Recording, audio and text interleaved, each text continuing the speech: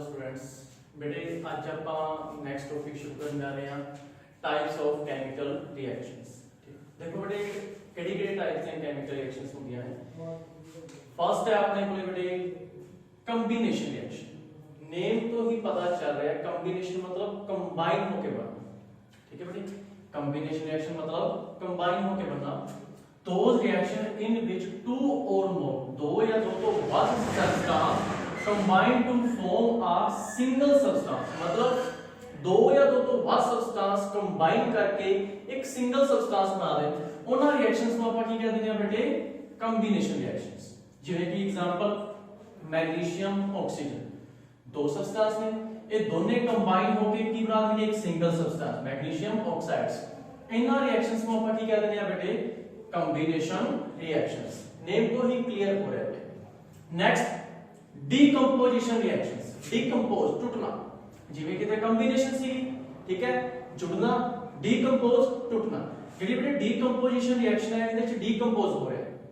ਇੱਥੇ ਦੋ ਜਾਂ ਦੋ ਤੋਂ ਵੱਧ ਸਬਸਟੈਂਸ ਨਾਲ ਮਿਲ ਕੇ ਇੱਕ ਸਿੰਗਲ ਸਬਸਟੈਂਸ ਬਣ ਰਿਹਾ ਸੀਗਾ ਤੇ ਫਿਰ decomposition reaction ਦੇ ਵਿੱਚ ਕੀ ਹੋਏਗਾ those reaction in which are compounds splits up two or more simple substance are known as decomposition reactions। मतलब वो reactions जिन्हें ਵਿੱਚ एक single substance मतलब एक single compound टूट ਜਾਂਦਾ है दो या दो तो ਵੱਧ simple substance ਦੇ ਵਿੱਚ ਉਹਨਾਂ reactions ਨੂੰ ਆਪਾਂ ਕੀ ਕਹਿ ਦਿੰਦੇ ਆ decomposition reactions।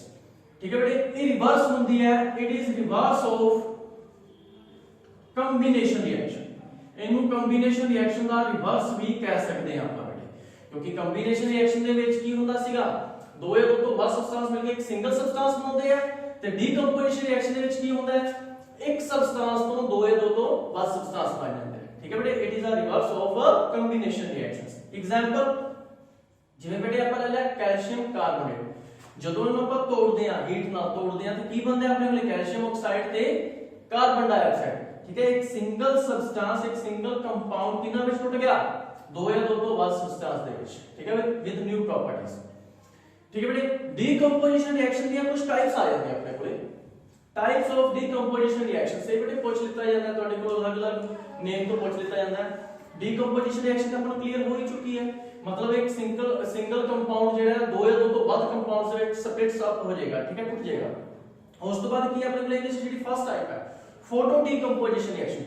फोटो का मतलब होता है बेटे लाइट। फोटो का मतलब क्या होता है लाइट। मतलब फोटो डीकंपोजिशन रिएक्शंस ਕਿਹੜੀਆਂ ਹੋਣਗੀਆਂ डीकंपोजिशन ਦਾ ਆਪਾਂ ਨੂੰ ਕਲੀਅਰ ਹੀ ਹੈ ਕਿ ਜਿਹੜਾ ਸਿੰਗਲ ਕੰਪਾਊਂਡ ਹੈ ਦੋ ਜਾਂ ਦੋ ਤੋਂ ਵੱਧ ਕੰਪਾਊਂਡ ਵਿੱਚ ਟੁੱਟ ਜਾਂਦਾ ਹੈ ਤੇ ਫਿਰ ਉਹ ਟੁੱਟੇਗਾ ਕਿਹਦੀ ਹੈਲਪ ਨਾਲ ਲਾਈਟ ਦੀ ਹੈਲਪ ਨਾਲ। मतलब ਉਹ ਸਬਸਟੈਂਸ ਜਿਹੜੇ ਲਾਈਟ ਦੀ ਹੈਲਪ ਨਾਲ ਦੋ ਜਾਂ ਦੋ ਤੋਂ ਵੱਧ ਸਬਸਟੈਂਸ ਦੇ ਵਿੱਚ ਸਪਲਿਟ ਹੋ ਜਾਂਦੇ ਆ ਉਹਨਾਂ ਨੂੰ ਆਪਾਂ ਕੀ ਕਹਿ ਦਿੰਦੇ ਆ ਫੋਟੋ ਡीकंपोजिशन ਰਿਐਕਸ਼ਨਸ। मतलब ਸਿੰਗਲ ਸਬਸਟੈਂਸ ਨੂੰ ਤੋੜਨ ਦੇ ਲਈ ਜਿੱਥੇ ਆਪਾਂ ਲਾਈਟ ਦਾ ਯੂਜ਼ ਕਰਦੇ ਆ ਠੀਕ ਹੈ ਸਿੰਗਲ ਸਬਸਟੈਂਸ ਨੂੰ ਤੋੜਨ ਦੇ ਲਈ ਜਿੱਥੇ ਆਪਾਂ ਕਿਹਦਾ ਯੂਜ਼ ਕਰਦੇ ਆ ਲਾਈਟ ਦਾ ਉਹਨਾਂ ਰਿਐਕਸ਼ਨਸ ਨੂੰ ਕੀ ਕਹਿ ਦਿੰਦੇ ਆ ਆਪਾਂ ਫੋਟੋ ਡीकंपोजिशन ਰਿਐਕਸ਼ਨਸ। ਠੀਕ ਹੈ ਬੇਟੇ ਨਾਮ ਤੋਂ ਹੀ ਕਲੀਅਰ ਹੋ ਰਿਹਾ ਹੈ ਫੋਟੋ मतलब ਲਾਈਟ। ਨੈਕਸਟ ਇਹਦਾ ਇੱਕ ਪਾਰਟ ਹੈ ਬੇਟੇ थर्मल डीकंपोजिशन रिएक्शन। इतना पार्ट तो अपन को समझ है ही डीकंपोजिशन रिएक्शन से मतलब ये एक सिंगल कंपाउंड स्प्लिट होएगा दो या दो तो ਵੱਧ ਕੰਪਾਊਂਡ ਦੇ ਵਿੱਚ। ਜਿਵੇਂ ਇੱਥੇ ਆਪਾਂ ਗੱਲ ਕਰ ਲਈ ਸੀ ਫੋਟੋ ਦੀ ਤੇ ਫੋਟੋ ਦਾ ਮਤਲਬ ਕੀ ਸੀਗਾ ਲਾਈਟ। ਹੁਣ ਇੱਥੇ ਗੱਲ ਚੱਲ ਰਹੀ ਹੈ ਬੇਟੇ ਥਰਮਲ ਦੀ ਤੇ ਥਰਮਲ ਦਾ ਮਤਲਬ ਹੁੰਦਾ ਹੈ ਹੀਟ। मतलब ਇੱਕ ਜਿਹੜਾ ਸਿੰਗਲ ਸਬਸਟੈਂਸ ਹੋਏਗਾ ਉਹ ਸਪਲਿਟ ਹੋ ਰਿਹਾ ਦੋ ਜਾਂ ਦੋ ਤੋਂ ਵੱਧ ਸਿੰਪਲ ਸਬਸਟੈਂਸ ਦੇ ਵਿੱਚ ਬਾਈ ਹੀਟ ਨਾਲ। ਉਹਨਾਂ ਰਿਐਕਸ਼ਨਸ ਨੂੰ ਕੀ ਕਹਿੰਦੇ ਨੇ ਬੇਟੇ ਆਪਾਂ thermal decomposition reactions. Example same example बेटे ले लो ਇੱਥੇ ਵੀ ਜਿਹੜਾ ਇੱਥੇ ਆਪਾਂ ਡीकंपोजिशन ਦੇ ਵਿੱਚ ਕਰਕੇ ਆਏ ਸੀਗੇ ਕੈਲਸ਼ੀਅਮ ਕਾਰਬੋਨੇਟ ਜਦੋਂ ਇਹਨੂੰ ਹੀਟ ਠੀਕ ਹੈ ਜਦੋਂ ਇਹਨੂੰ ਆਪਾਂ ਕੀ ਦੇ ਰਹੇ ਹਾਂ ਹੀਟ ਡੈਲਟਾ ਹੀਟ ਤਾਂ ਸਹੀ ਹੁੰਦਾ ਠੀਕ ਹੈ ਕੈਲਸ਼ੀਅਮ ਆਕਸਾਈਡ ਤੇ ਕਿਹਦੇ ਟੁੱਟ ਰਿਹਾ ਹੈ ਕਾਰਬਨ ਡਾਈਆਕਸਾਈਡ ਦੇ ਵਿੱਚ। ਨੈਕਸਟ ਪਾਰਟ ਹੈ ਬੇਟੇ ਇਹਦਾ third part electro decomposition reaction. ਇਹ ਤਾਂ ਸਾਰਿਆਂ ਨੂੰ ਕਲੀਅਰ ਹੋ ਹੀ ਚੁੱਕਿਆ ਹੋਵੇਗਾ ਹੁਣ ਤੱਕ ਤੇ ਇਲੈਕਟ੍ਰੋ मतलब ਇਲੈਕਟ੍ਰਿਸਿਟੀ मतलब ਉਹ ਕੈਮੀਕਲ ਰਿਐਕਸ਼ਨਸ ਜਿਹੜੀਆਂ ਇਲੈਕਟ੍ਰਿਸਿਟੀ ਨਾਲ ਡੀਕੰਪੋਜ਼ ਕੀਤੀਆਂ ਜਾਂਦੀਆਂ ਨੇ ਉਹਨਾਂ ਨੂੰ ਆਪਾਂ ਕੀ ਕਹਿ ਦਿੰਦੇ ਆ ਇਲੈਕਟ੍ਰੋ ਡੀਕੰਪੋਜੀਸ਼ਨ ਰਿਐਕਸ਼ਨਸ। ਠੀਕ ਹੈ ਬੇਟੇ ਇਹਦੇ ਚ ਬਹੁਤ ਸਿੰਪਲ ਐਗਜ਼ਾਮਪਲ ਹੈ ਆਪਣੇ ਕੋਲੇ ਵਾਟਰ ਦੀ ਇਲੈਕਟ੍ਰੋਲਾਈਸਿਸ ਕਰ ਦੇਣਾ मतलब ਵਾਟਰ ਨੂੰ ਡੀਕੰਪੋਜ਼ ਕਰ ਦੇਣਾ ਬਾਈ ਇਲੈਕਟ੍ਰਿਸਿਟੀ। ਇਸ ਰਿਐਕਸ਼ਨ ਨੂੰ ਕੀ ਕਹਿ ਦੇਂਗੇ ਆਪਾਂ ਇਲੈਕਟ੍ਰੋ ਡੀਕੰਪੋਜੀਸ਼ਨ ਰਿਐਕਸ਼ਨਸ। ਵਾਟਰ ਦੇ ਵਿੱਚ ਜਦੋਂ ਜਿਹੜਾ ਇਲੈਕਟ੍ਰਿਸਿਟੀ ਕ੍ਰੋਸ ਕਰਵਾਈ ਜਾਂਦੀ ਹੈ, ਇਲੈਕਟ੍ਰਿਸਿਟੀ ਪਾਈ ਜਾਂਦੀ ਹੈ, ਤਾਂ ਕੀ ਹੁੰਦਾ ਆਪਣੇ ਕੋਲੇ ਇਹ ਦੋ ਚੀਜ਼ਾਂ ਦੇ ਵਿੱਚ ਸਪਲਿਟ ਹੋ ਜਾਂਦਾ ਹੈ, ਹਾਈਡਰੋਜਨ ਗੈਸ ਤੇ ਆਕਸੀਜਨ ਗੈਸ। ਠੀਕ ਹੈ ਬੇਟੇ, ਇਹ ਸੀ ਆਪਣੇ ਕੋਲੇ ਡੀਕੰਪੋਜੀਸ਼ਨ ਰਿਐਕਸ਼ਨਸ ਦੇ ਕੁਝ ਐਗਜ਼ਾਮਪਲਸ, ਕੁਝ ਹੁੰਦੇ ਪਾਰਟਸ। ਠੀਕ ਹੈ ਬੇਟੇ, ਨੈਕਸਟ ਆਪਣੇ ਕੋਲੇ ਚੱਲ ਰਹੀ ਹੈ ਡਿਸਪਲੇਸਮੈਂਟ ਰਿਐਕਸ਼ਨ। ਨੈਕਸਟ ਕੀ ਚੱਲ ਰਹੀ ਹੈ ਆਪਣੇ ਕੋਲੇ डिस्प्लेसमेंट रिएक्शन। ये भी बेटे नाम तो क्लियर हो रहा है, डिस्प्लेस करना, हटा देना। डिस्प्लेस करना मतलब हटा देना।